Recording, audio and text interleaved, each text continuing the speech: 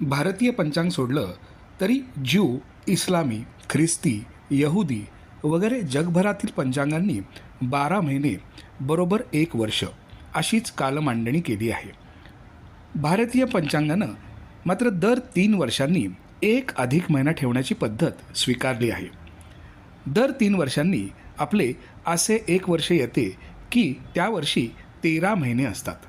या 13व्या महिन्याला काही चेहरामोहरा नसतो, म्हणून त्याला विशिष्ट नावही नसतं. त्यालाच आपण अधिक मास असे म्हणतो. या अधिक मासाला मलमास, अधिमास, धोंड्याचा महिना तसेच पुरुषोत्तम मास अशी विविध नावे आहेत. अधिक महिना धरण्याची पद्धत वैदिक काळापासून चालत आलेली आहे. त्या काळातील खगोलशास्त्रज्ञ व ज्योतिषशास्त्रज्ञ असलेल्या ऋषीमुनींनी कालगणनेत अधिक मास गृहीत धरलेला होता.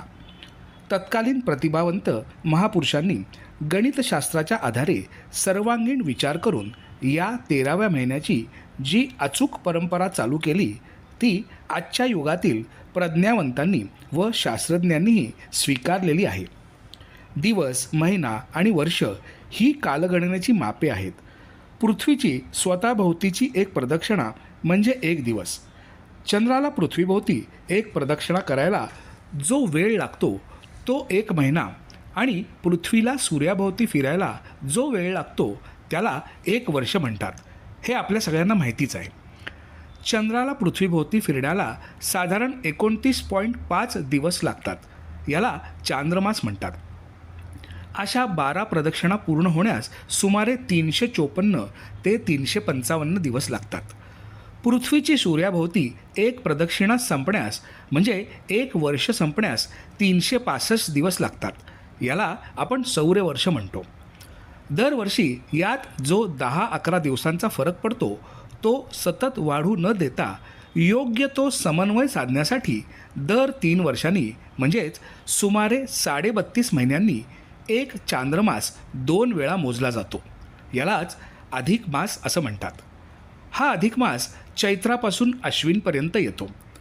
कार्तिक, मार्गशीर्ष, पौष, माघ या 4 महिन्यात अधिक मास कधीच नसतो.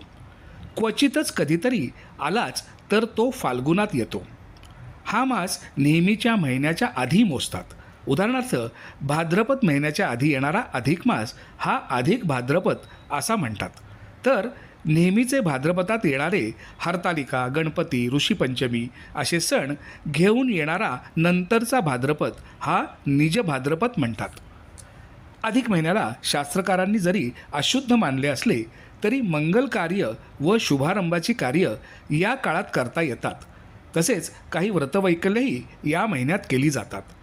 अधिक मासात उपवास करणे किंवा एक वेळचे जेवण वा मौन धारण करून जेवण असे व्रत घेतले जाते.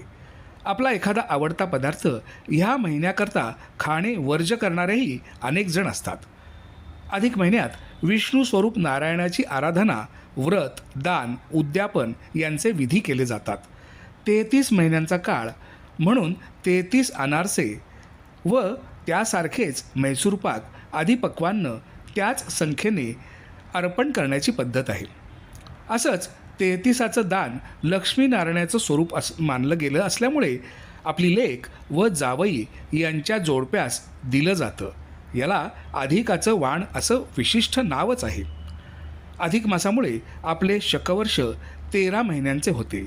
वार्षिक खर्च वाढतो.